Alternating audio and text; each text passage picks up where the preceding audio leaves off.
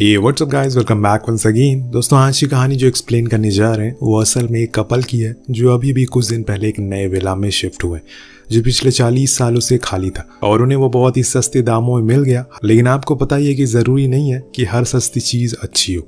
तो चलिए कहानी की शुरुआत करते हैं। एक घर जिसके अंदर बहुत ही अजीब सी आवाज़ें आ रही है, जैसे कोई बच्चा रो रहा हो, उसे कोई मार भी रहा है। 3 लोगों का परिवार होने का एहसास होता है कि तभी इतने में एक गोली चलती है और सब कुछ शांत हो जाता है। यहाँ पर ये भी स्टोरी पहुंचती है 40 साल बाद। बहुत कुछ बदल गया। सारा और एलेक्स दोनों ही एक घर को ढूंढ रहे हैं जो शहर की शोर शराबे से दूर हो। उन्हें वो बहुत ही जल्दी मिल भी जाता है। उनका एक बेटा भी है, लियाम, जो बहुत छोटा है। अब सारा को हमेशा से ऐसे ही घर पसंद है, खुले खुले में, और इसीलिए उसे ये पहली नज़र में पसंद आ जाता है। बिना कुछ पूछे ही वो हाँ कर देती है। लेकिन अहम समय पर सारा ब्रोकर से पूछती है कि आखिर ये इतना सस्ता क्यों है, इतना अच्छा होने के बावजूद। तब वो उसे इसके पीछे की वजह बताती है कि एना नाम के लड़की का परिवार यहाँ पर रहा करता था, पर एक दिन न जाने क्यों उसने खुद के ही हाथों से अपने बच्चों को मार डाला। पर इस बात से सारा को कुछ खास फर्क नहीं पड़ता, उसे तो बस यहाँ पर रहना है इस घर में।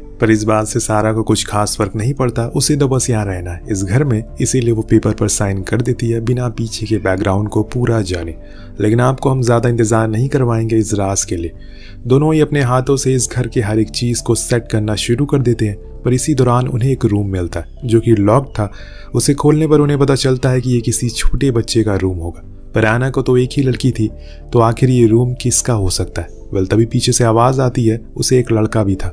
ये जॉन था, उनका पड़ोसी, जो बिना किसी इजाज़त के उनके घर आया था, मानो वो इसी घर का मालिक हो। वो सारा को बहुत ही अजीब वे में देखता है, इसीलिए एलेक्स उसे बाहर जाने को बोलता है। फिर कुछ ही देर बाद रात हो जाती है और पूरा परिवार सोने के लिए चला जाता है। लेकिन सारा को नींद नहीं आ रही थी। पता नहीं क्यों उसे एक उलझन थी जो उसे सताए जा रही थी, इसीलिए वो बार बार उठ जाया करती है। इसी दौरान उसे किसी बच्चे की रोने की आवाज़ आती है जो कि उसे अलमीरा के पीछे से आ रही थी, जिसको खोलने पर उसके पीछे उसे एक गेट मिलता है। पर अंधेरा होने की वजह से वो उसके अंदर जाती नहीं है और उस रिपोर्ट को पढ़ना शुरू कर देती है जो उस ब्रोकर ने उसे दी थी, जिसमें उसे एना की उस दिन की फ़ोटो मिलती है जो हूबहू उसी की तरह दिखती थी।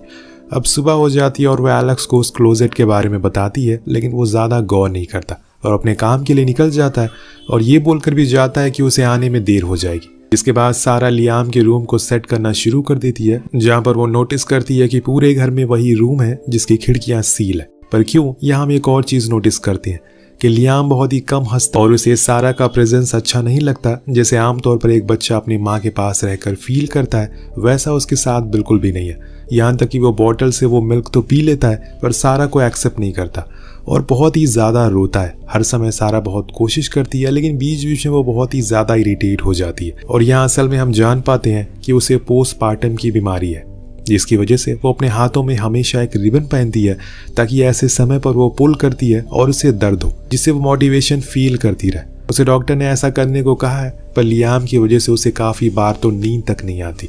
उसे कभी कभी ये भी लगता है कि वो उसका बच्चा है ही नहीं, जैसे वो उसे देखकर रिएक्ट करता है। अब धीरे धीरे समय बीतने लगा था, ये चीज़ें और बढ़ती जा रही थी। अब एलेक्स भी उसकी इस बात को समझता है, इसीलिए वो तो शहर से दूर आ गया सिर्फ उसके लिए। लेकिन जब ये वो इस घर में आई थी तो कुछ ना कुछ अजीब ही हो रहा है। 1-2 बार तो उसे एना की आत्मा दिखाई देती है जो उसी को देख रही थी, और एक बार जब वो बॉटल को ढूंढने के लिए बेड के नीचे जाती है तो उसके ऊपर कुछ कीड़े हमला कर देते हैं। लेकिन फिर अचानक से सब कुछ ठीक हो जाता है, क्योंकि अब वो एना में इंटरेस्ट दिखाने लगी थी। जी हाँ, वो उसके घर को एक्सप्लोर करना शुरू कर देती है। उसकी छोड़ी हुई चीज़ों को खुद पर ट्राई करना शुरू कर देती है, मानो कि वो उससे ऑब्सेस्ड हो चुकी है। यहाँ तक कि वो उसकी तरह दिखने की भी कोशिश करती है। पर एलेक्स इन सब चीज़ों से अनजान था। वो दिन भर तो बाहर रहता था। एक दिन उसे एना के रूम से कुछ आवाज़ें आती। जब वो ऊपर जाता है तो सब बंद हो जाता है, पर इसी बीच उसे कुछ दिखाई देता है। दूर खड़े एना के फादर रॉबर्ट, जो कि उसकी ओर आ रहे थे। लेकिन इतने में बेड के नीचे से हाथ निकलता है और उसे खींचना शुरू कर देता है। सारा रुक जाती है और जब वो नीचे झुकती है तो वहाँ कोई नहीं था, पर वो देखती है कि उसके पैरों पर किसी के हाथ के निशान है। और अब रॉबर्ट भी जा चुका है। इसी चक्कर में लियाम भी बेड के नीचे से गिर जाता और रोना शुरू कर देता है। एलेक्स उसकी आवाज़ से उठ जाता और उसे गोद में ले लेता है, तो फौरन ही वो चुप हो जाता है। पर जब सारा लेती है तो वो फिर से रोना शुरू कर देता है। क्या सारी दिक्कतें सारा के साथ है? अब एक रात जब वो सो रही होती है तो उसे एक सपना आता है कि उसकी अलमीरा में एक एक्स रखा हुआ है, लेकिन जब वो चेक करती है तो वहाँ पर कुछ नहीं था। अब अगले दिन वो फिर से उसी रिपोर्ट को पूरा सही से पढ़ना शुरू करती है, लेकिन कहीं भी उसे एक्स का जिक्र नहीं था। फिर उसे वो क्यों दिखाई दे रहा है बार बार, ज़रूर उसका उस कहानी में कोई महत्व है।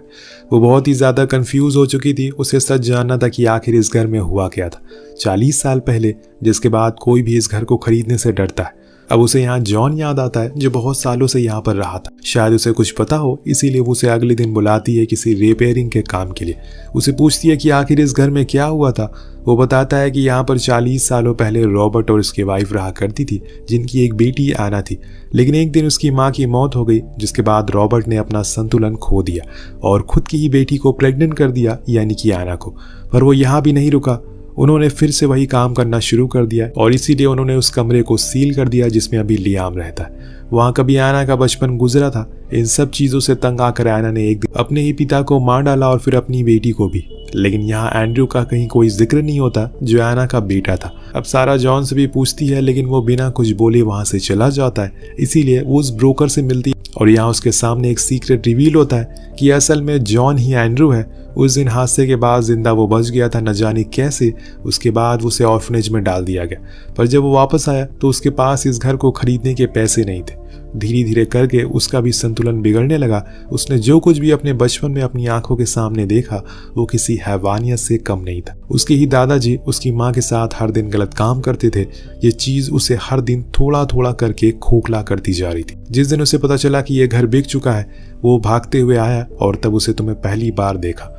अब सारा को कुछ सवालों के जवाब मिल चुके थे, लेकिन अभी भी कुछ ऐसी चीजें थी जो कि अनसॉल्व थी, जैसे कि उस अलमीरा में ऐसा क्या था और वो आवाजें किसकी आती है। उसे हर दिन की तरह जब वो दोपहर में बैठी टीवी देख रही होती है तो उसे सोफे के नीचे से कुछ बदबू आती है। जब वो उसे उठाती है तो उसकी उल्टियां होना शुरू हो जाती है। किसी ने वहां पर कई सारे उसके डायपर रखे हुए थे जिसमें कीड़े पड़ चुके थे। वो जल्दी से दूर हटती है, लेकिन कुछ ही देर बाद जब वो दोबारा चेक करती है तो देखती है कि वहां पर कुछ नहीं है। ऐसे ही सेम अब उसके सामान भी गायब होने लगे थे। उस यूज करने वाली चीजें अपनी जगह से दूसरी जगह चली जाया करती थी। इन सब के बारे में वो एलेक्स को भी बताती है, पर वो तो कहता है कि ये सब उसकी लापरवाही की वजह से हो रहा है। उसका ध्यान पता नहीं कहाँ है।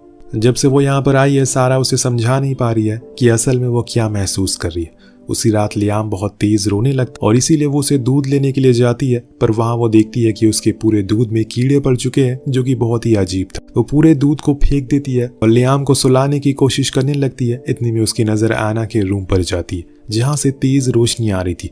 उसके करीब जाते ही गेट अपने आप खुल जाता और वो देखती है कि उसे उसकी रूह कांप जाती है। असल में रॉबर्ट एना के साथ बदतमीजी कर रहा था और उसी की चीखने की आवाज़ें उसे हर रात सुनाई दे रही थी।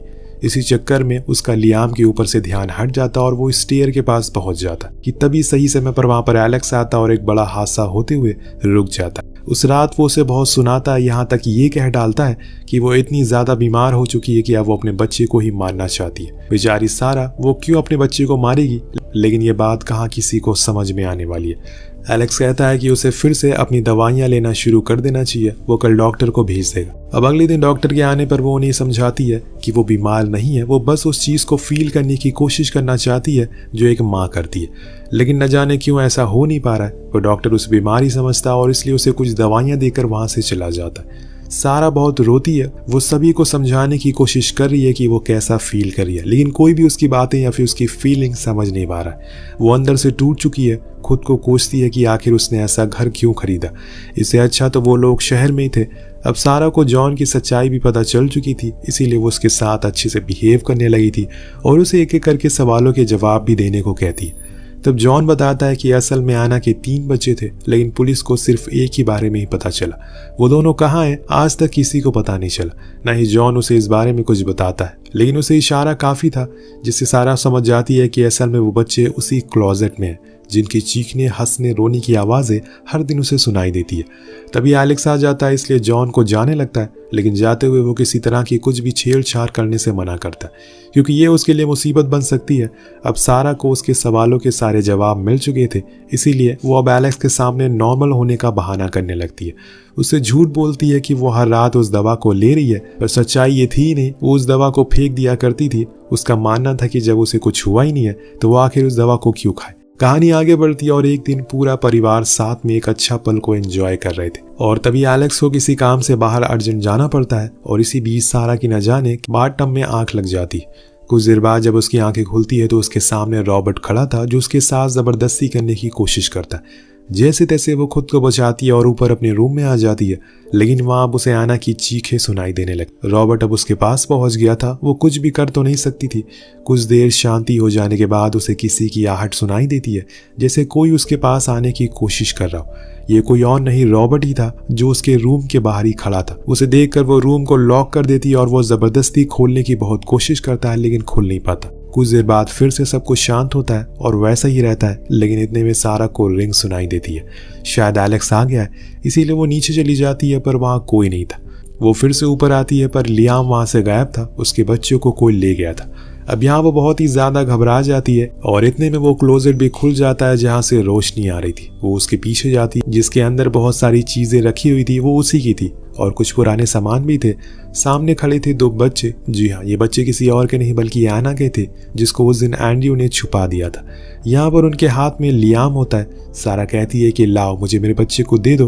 वो लड़का कहता है कि तुम कैसी माँ हो, तुम अपने बच्चे का ख्याल ही नहीं रख पाती। हमने हमेशा सब देखा है, यानी कि उन्होंने सारा की हर चीज पर खुद की नजर रखी हुई थी। वो सब कुछ देख रहे थे। वो लड़का अपने हाथों में एक्स उठा लेता और लियाम को मारने के लिए आगे बढ़ता है, पर तभी सारा को कुछ महसूस होता है। उसे वो अपनों को खोने का एहसास होता है और पता चलता है कि असल में वो क्या गलतियां कर रही है।